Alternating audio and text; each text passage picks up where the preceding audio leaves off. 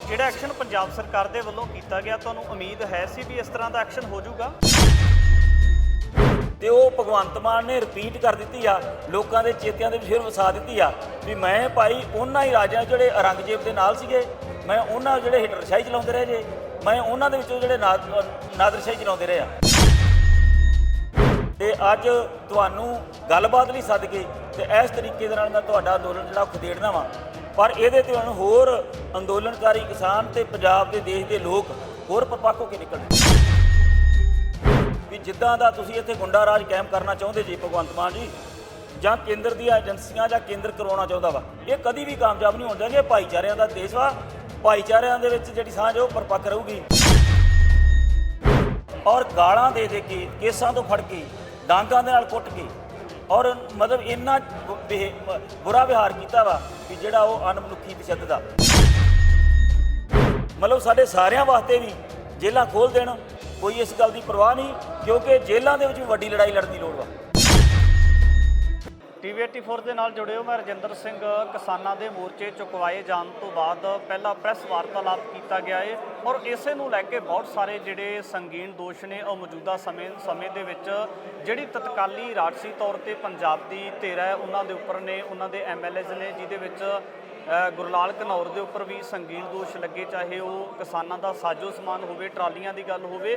ਤਾਂ ਇਸ ਦੇ ਸਮੇਤ ਕਿਸਾਨਾਂ ਦੇ ਵੱਲੋਂ ਬਹੁਤ ਸਾਰੇ ਅਜਿਹੀਆਂ ਗੱਲਾਂ ਵੀ ਕੀਤੀਆਂ ਗਈਆਂ ਨੇ, ਜਿਹਦੇ ਵਿੱਚ ਇਹ ਕਿਹਾ ਗਿਆ ਕਿ ਕੁਝ ਅਜਿਹੇ ਕਿਸਾਨ ਆਗੂ ਨੇ ਜਿਨ੍ਹਾਂ ਦੇ ਕਕਾਰਾਂ ਦੀ ਬੇਅਦਬੀ ਕੀਤੀ ਗਈ ਹੈ, ਕੇਸਾਂ ਦੀ ਬੇਅਦਬੀ ਹੋਈ ਹੈ, ਪੱਤਰਕਾਰਾਂ ਨੂੰ ਹਿਰਾਸਤ ਦੇ ਵਿੱਚ ਲਿਆ ਗਿਆ ਹੈ। ਤੇ ਇਸੇ ਵਿਸ਼ੇ ਦੇ ਉੱਪਰ ਗੱਲਬਾਤ ਕਰਾਂਗੇ। ਕਿਸਾਨ ਮਜ਼ਦੂਰ ਸੰਘਰਸ਼ ਕਮੇਟੀ ਤੋਂ ਸੁਖਵਿੰਦਰ ਸਿੰਘ ਸਭਰਾ ਮੇਰੇ ਨਾਲ ਨੇ, ਉਹਨਾਂ ਦੇ ਨਾਲ ਗੱਲਬਾਤ ਕਰਦੇ ਹਾਂ। ਸਵਾਗਤ ਹੈ ਜੀ ਸਭ ਤੋਂ ਪਹਿਲਾਂ। ਧੰਨਵਾਦ ਜੀ। ਧੰਨਵਾਦ। ਸਭ ਤੋਂ ਪਹਿਲਾਂ ਤਾਂ ਸਵਾਲ ਇਹ ਹੈ ਜੀ, ਕਿਵੇਂ ਦੇਖਦੇ ਹੋ ਜਿਸ ਹਿਸਾਬ ਦੇ ਨਾਲ ਮੋਰਚਾ ਚੁਕਵਾਇਆ ਗਿਆ, ਉਸ ਤੋਂ ਬਾਅਦ ਬਹੁਤ ਸਾਰੇ ਸਵਾਲੀਆ ਚਿੰਨ੍ਹ ਸੀ ਜਿਹੜੇ ਉਹ ਆਮ ਆਦਮੀ ਪਾਰਟੀ ਦੇ ਉੱਪਰ ਲੱਗੇ, ਕਿਵੇਂ ਦੇਖਦੇ ਹੋ ਹਾਲ ਦੇ ਵਿੱਚ ਸਥਿਤੀ ਕੀ ਬਣੀ ਹੋਈ ਹੈ ਜੀ? ਦੇਖੀਏ, 19 ਤਰੀਕ ਨੂੰ ਜਦੋਂ ਇਹਨਾਂ ਨੇ ਸਾਡੇ ਆਗੂਆਂ ਨੂੰ ਗੱਲਬਾਤ ਲਈ ਸੱਦ ਕੇ ਗ੍ਰਿਫਤਾਰ ਕੀਤਾ ਤੇ ਫਿਰ ਰਾਤ ਨੂੰ ਬੱਤੀਆਂ ਬੰਦ ਕਰਕੇ, ਜਿਵੇਂ ਮਤਲਬ ਜਗਦੀਪ ਸਿੰਘ ਸਿੱਧੂ ਜੀ ਆਲਾ ਪੁਲਿਸ ਅਫਸਰ ਨੇ ਔਰ ਨਾਨਕ ਸਿੰਘ ਜੀ ਨੇ ਜਿਵੇਂ ਉੱਥੇ ਤਸ਼ੱਦਦ ਢਾਇਆ, ਜਿਵੇਂ ਮਾਮਾ ਭੈਣਾਂ ਦਾ ਮਤਲਬ ਸਾਰਾ ਕੁਝ ਟੈਂਟ ਤੋੜਤੇ ਆ ਔਰ ਉਹਨਾਂ ਨੂੰ ਗ੍ਰਿਫਤਾਰ ਕਰ ਲਿਆ ਵਾ, ਟਰੈਕਟਰ ਟਰਾਲੇ ਚੋਰੀ ਕਰਵਾਉਣੇ ਸ਼ੁਰੂ ਕਰਤੇ ਆ, ਸ਼ੈੱਡ ਡੇਗਤੇ ਆ।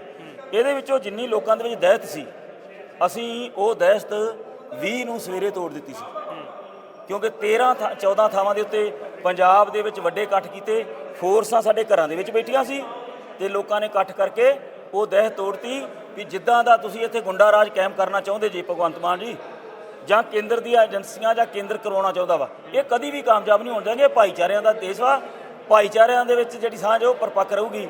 ਤੁਸੀਂ ਭਾਈਚਾਰੇ ਨੂੰ ਪਾੜਨਾ ਚਾਹੁੰਦੇ ਜੀ, ਕਿਸਾਨ ਨੂੰ, ਮਜ਼ਦੂਰ ਨੂੰ, ਪੁਆਧ ਨੂੰ ਵੱਖਰਾ ਵੱਖਰਾ ਕਰਕੇ ਪੇਸ਼ਕਾਰੀ ਜਿਹੜੀ ਉਹ ਇਹਨਾਂ ਵੱਲੋਂ ਕੀਤੀ ਜਾ ਰਹੀ ਸੀ, ਉਹ ਅਸੀਂ 20 ਤਰੀਕ ਨੂੰ ਹੀ ਤੋੜਨ ਦੇ ਵਿੱਚ ਕਾਮਯਾਬ ਹੋ ਗਏ ਹਾਂ। ਇਹਨਾਂ ਦੇ ਉਹ ਤਸ਼ੱਦਦ ਦਾ ਜਵਾਬ ਜਿਹੜਾ ਉਹ ਦੇ ਦਿੱਤਾ ਸੀ।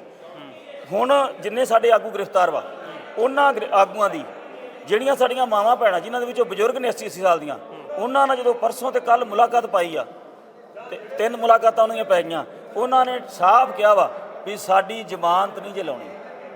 ਇੱਧਰੋਂ ਵੱਡੀ ਲੜਾਈ ਹੋਰ ਕੀ ਹੋਊਗੀ? ਉਹ ਕਹਿੰਦੀ ਅਜੇ ਪਤਾ ਨਹੀਂ ਹੋਰ ਕਿੰਨਿਆਂ ਨੇ, ਮਾਵਾਂ ਕਹਿੰਦੀਆਂ ਅਜੇ ਹੋਰ ਪਤਾ ਨਹੀਂ ਕਿੰਨਿਆਂ ਨੇ ਇਹਨੂੰ ਲੈ ਕੇ ਆਉਣਾ।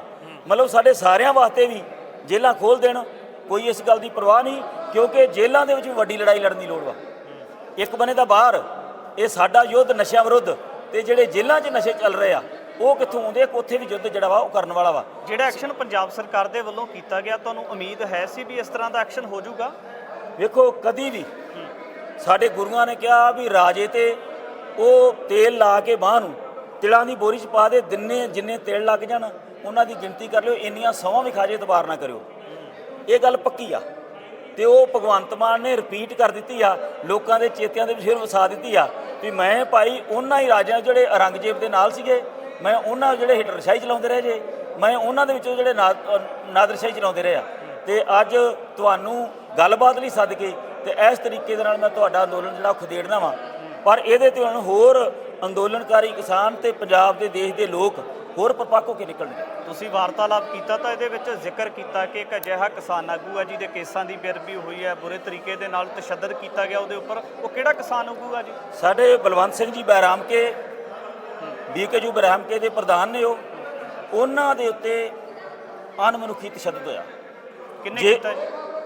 SHO ਹਰਪ੍ਰੀਤ ਸਿੰਘ ਪੰਜਾਬ ਸਰਕਾਰ ਵੱਲੋਂ ਪੰਜਾਬ ਸਰਕਾਰ, ਔਰ ਗਾਲਾਂ ਦੇ ਦੇ ਕੇ, ਕੇਸਾਂ ਤੋਂ ਫੜ ਕੇ, ਡਾਂਗਾਂ ਦੇ ਨਾਲ ਕੁੱਟ ਕੇ, ਔਰ ਮਤਲਬ ਇੰਨਾ ਬੁਰਾ ਵਿਹਾਰ ਕੀਤਾ ਵਾ ਵੀ ਜਿਹੜਾ ਉਹ ਅਣਮਨੁੱਖੀ ਤਸ਼ੱਦਦ ਆ।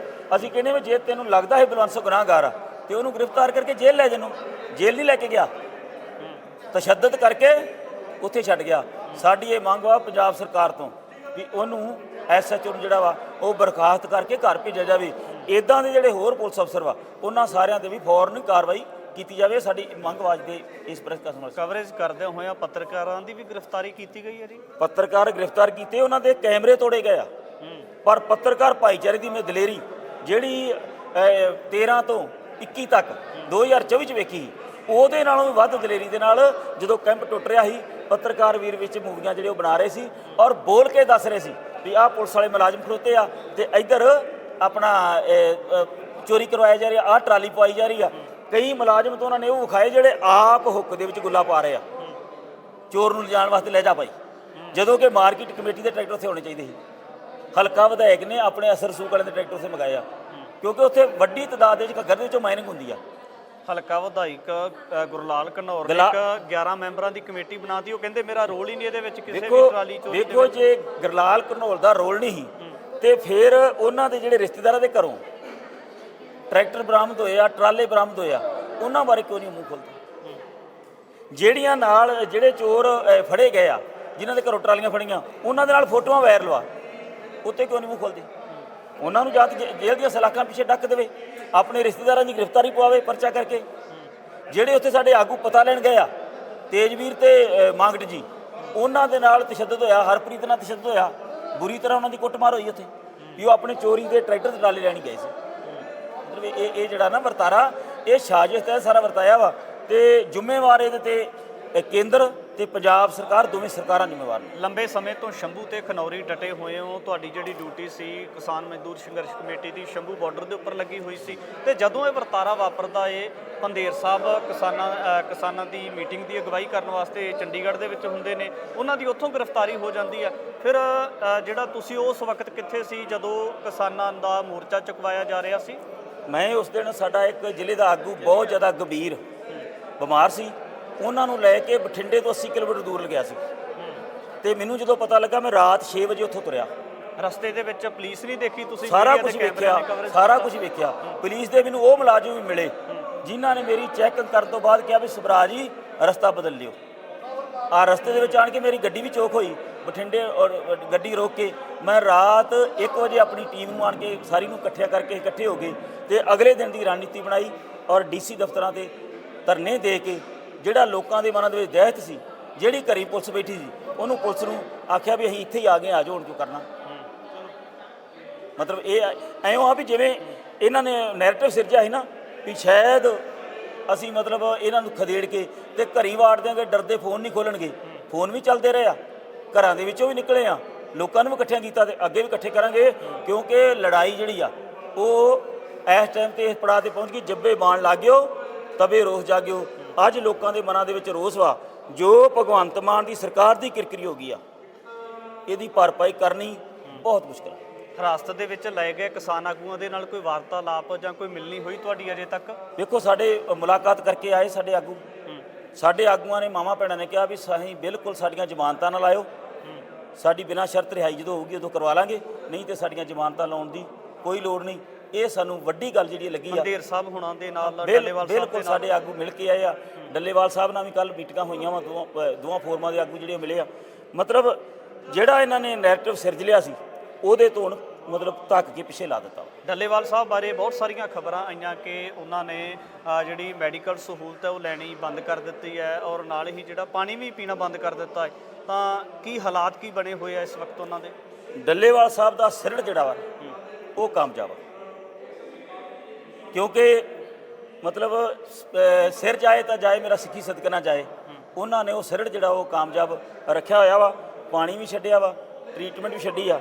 ਇਹਦੇ ਬਾਵਜੂਦ ਉਹਨਾਂ ਦੇ ਮਨ ਦੇ ਵਿੱਚ ਇੱਕੋ ਆ ਵੀ ਜਿਹੜੀਆਂ 12 ਮੰਗਾਂ ਨੂੰ ਲੈ ਕੇ ਬੈਠੇ ਉਹ 12 ਮੰਗਾਂ ਮਿਲਣ ਤੇ ਕਿਸਾਨ ਮਜ਼ਦੂਰ ਦਾ ਰਾਜ ਪ੍ਰਬੰਧ ਕਾਇਮ ਹੋਵੇ।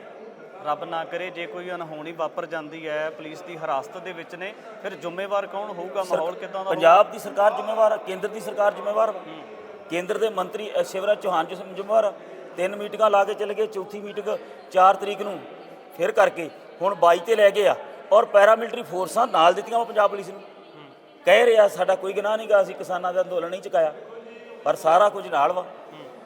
ਮਿੰਟ ਮਿੰਟ ਤੇ ਅਮਿਤ ਸ਼ਾਹ ਦੀਆਂ ਜਿਹੜੀਆਂ ਹਦਾਇਤਾਂ ਨੂੰ ਫਾਲੋ ਕੀਤਾ ਵਾ, ਮੋਢਾ ਵਰਤ ਲਿਆ ਭਗਵੰਤ ਮਾਨ ਦਾ, ਤੇ ਪਿੱਛੋਂ ਕਾਰਵਾਈ ਆ ਪਾਈ ਆ। ਆਮ ਆਦਮੀ ਪਾਰਟੀ ਦੇ ਬਹੁਤ ਸਾਰੇ ਲੀਡਰ, ਜਿਹਦੇ ਵਿੱਚ ਲਾਲਜੀਤ ਸਿੰਘ ਭੁੱਲਰ, ਕਹਿੰਦੇ ਨੇ ਕਿ ਜਿਹੜੀ ਲੜਾਈ ਹੈ ਕਿਸਾਨਾਂ ਦੀ ਉਹ ਸੈਂਟਰ ਦੇ ਨਾਲ ਆ, ਤੇ ਮੈਂ ਆਪਦੇ ਸਾਰੇ ਅਹੁਦੇ ਆ ਜਿਹੜੇ ਉਹਨਾਂ ਨੂੰ ਤਿਆਗ ਕੇ ਤੇ ਮੈਂ ਕਿਸਾਨਾਂ ਦੀ ਅਗਵਾਈ ਕਰਕੇ ਦਿੱਲੀ ਜਾਣ ਵਾਸਤੇ ਤਿਆਰ ਹਾਂ, ਚਲੋ ਦਿੱਲੀ ਚੱਲੀਏ।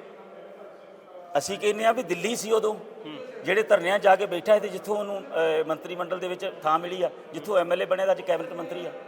ਜੇ ਕੈਬਨਿਟ ਮੰਤਰੀ ਹੁੰਦਿਆਂ ਲਾਲਜੀਤ ਭੁੱਲਰ ਆਪਣੀ ਕੈਬਨਿਟ ਦੇ ਵਿੱਚ ਇਹ ਗੱਲ ਨਹੀਂ ਰੱਖ ਸਕਿਆ, ਸੀਐਮ ਨੂੰ ਇਹ ਗੱਲ ਨਹੀਂ ਜਚਾ ਸਕਿਆ ਵੀ ਧਰਨਾ ਪੰਜਾਬ ਦੇ ਵਿੱਚ ਲੱਗਾ ਵਾ, ਜਿਹੜਾ ਰੋਡ ਵਾ ਉਹ ਕੇਂਦਰ ਨੇ ਬੰਦ ਕੀਤਾ ਕਰਵਾਇਆ ਵਾ ਤੇ ਹਰਿਆਣੇ ਨੇ ਕੀਤਾ ਵਾ।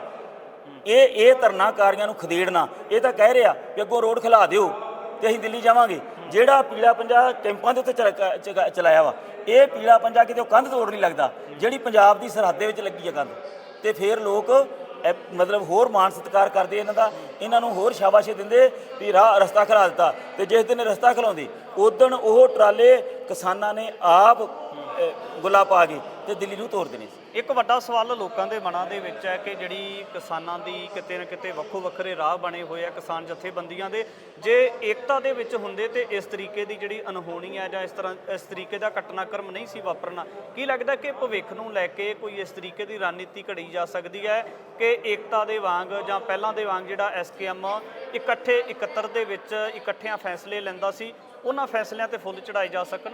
ਵੇਖੋ, ਦੋ ਭਰਾ ਵੀ ਘਰ 'ਚ ਲੜਦੇ ਆ, ਉਹਨਾਂ ਦੀ ਵੀ ਕੇਰਾਂ ਵੱਖੋ ਵੱਖਰੀ ਹੁੰਦੀ ਆ, ਤੇ ਜਦੋਂ ਉਹਨਾਂ ਨੂੰ ਵਿਆਹ ਸ਼ਾਦੀ ਤੇ ਮਨਾਉਂਦੇ ਆ, ਮਾਸੀ ਭੂਆ ਦੇ ਪੁੱਤ ਭੈਣਾਂ ਭਰਾ ਇਕੱਠੇ ਹੋ ਕੇ ਮਨਾ ਲੈਂਦੇ ਆ।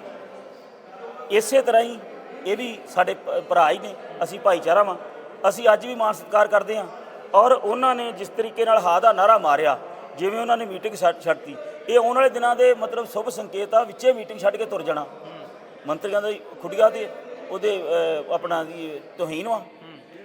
ਉਹਨਾਂ ਨੇ ਆਪਣੀ ਤੋਹੀਨ ਨੂੰ ਮੰਨਣ ਜਾਂ ਨਾ ਮੰਨਣ, ਵੀ ਜਿਹੜਾ ਤਰੀਕਾਕਾਰ ਉਹਨਾਂ ਨੇ 3 ਤਰੀਕ ਨੂੰ ਬਣਾਇਆ ਸੀਗਾ ਮੀਟਿੰਗ ਦੇ ਵਿੱਚ ਭਗਵੰਤ ਮਾਨ ਨੇ, ਉਹਦਾ ਜਵਾਬ ਦੇ ਕੇ ਗਏ ਉਹ। ਬਿਲਕੁਲ। ਤੇ ਇਸ ਟਾਈਮ ਤੇ ਜਿਹੜਾ ਵਾ 28 ਨੂੰ ਜਿਹੜਾ ਉਹਨਾਂ ਦਾ ਐਲਾਨ ਵਾ, ਉਹਦੀ ਹਮਾਇਤ ਵਾ ਦੋਵਾਂ ਫੋਰਮਾਂ ਵੱਲੋਂ।